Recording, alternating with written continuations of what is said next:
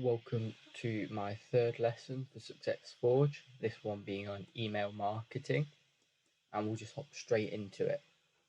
So when it comes to email marketing, there are two kinds, in my opinion. You have your ones where you're remarketing towards old customers, then you've got new customers. So we'll start off with new customers, because you can't market towards old customers if you don't have any new customers. So you need to research. These need to be researched and individually sent out, especially if you're just starting off and this is your main form of outreach. This is for new customers. It's more a way of outreach than it is a way of selling your product.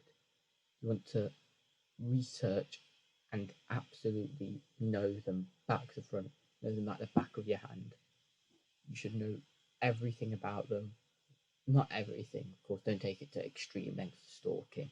You should know a lot about them, what they do, what their main pain point is, what their desires are, what's their roadblock, if you can. So you want to find all that about your target company you're targeting. And then when you start writing up your emails, don't use generalizing terms, use specific terms. Address that specific person, address that specific industry.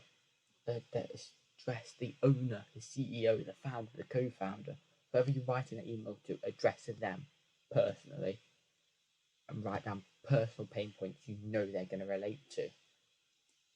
Like I said, you need to use your research. This research is so vitally important. Use your research, find out the pain points, and then target that. So the way you're going to do this is you're going to have to write up your first draft. You're going to have to write up your first draft, write whatever. It's going to be shit. That is the truth. It will be shit. Everyone's first draft is always shit. But then you read and improve.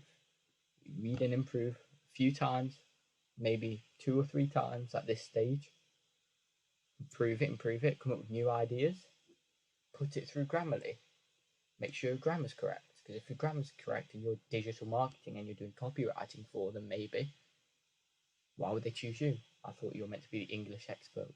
So use Grammarly. I'd even suggest buying Grammarly's paid plan just to make sure you get that extra edge of your grammar's correct, your tone is correct. You've got so many tools nowadays, there's no excuse for spelling mistakes in emails. I mean, I'm dyslexic and I will chuck everything into Grammarly before I send anything out because it's just useful.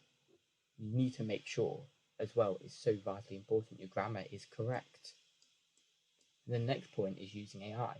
Don't use AI to write it. Don't search or write an email for me or do this, do that.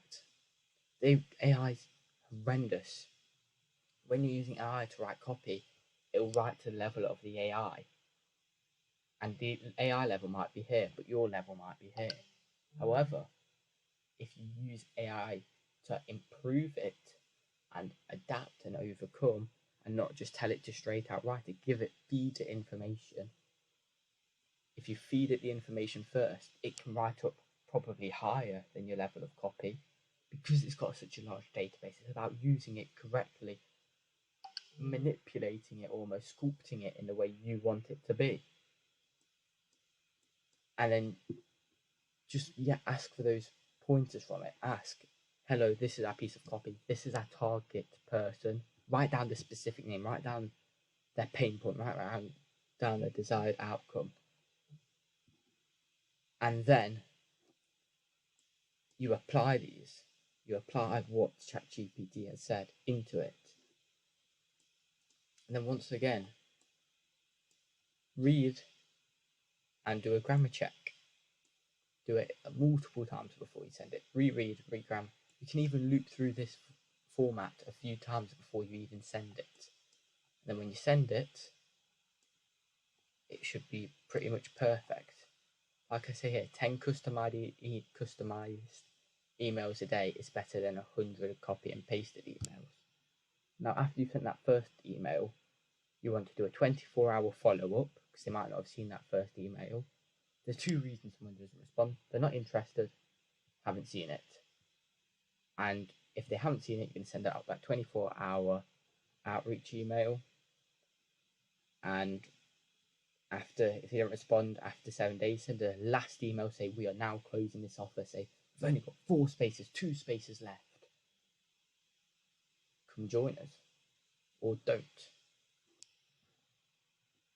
And yeah, just if they don't want those emails, if they don't want it, you can't force them to. You can't email them maybe email them in a few months, or if you see something about them, email them further on down the line. But you can't just keep asking them for something they don't want. Just on that, you need to draft, repeat, draft, repeat. Like I was going over in a scientific method, it's all about analysis and improving. Analysis, improving. That's all this is. Analyzing and improving. And now we're going to move on to more what you'll be doing if you're doing email marketing. So if you're doing it for a client, or you can do this to your old customers as well. For old customers and clients, mainly about newsletters, blogs, stories, and snippets, and providing value. With the new customers, you want to provide value in those first few emails. But even here, it's about providing value for free. A lot of these would have signed up for it. If you want to be able to sell something to them later down the line, you need to be providing as much free value as possible for nothing in return. And then maybe a month down the line, once they're on the email list, you send them, don't miss this don't miss this brilliant deal. Oh, look, 25% off summer sale.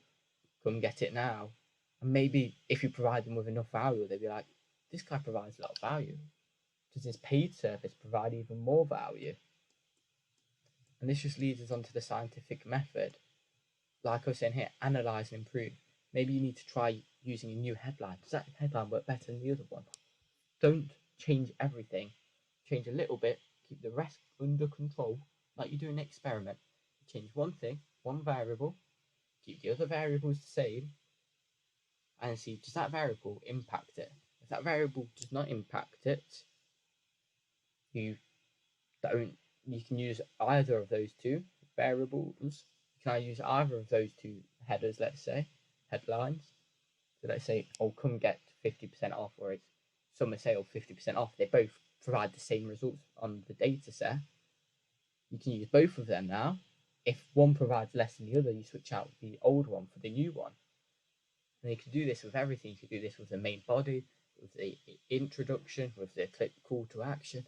And this is how you improve. You improve by analysing it, doing tests. But that will conclude our email marketing lesson for today.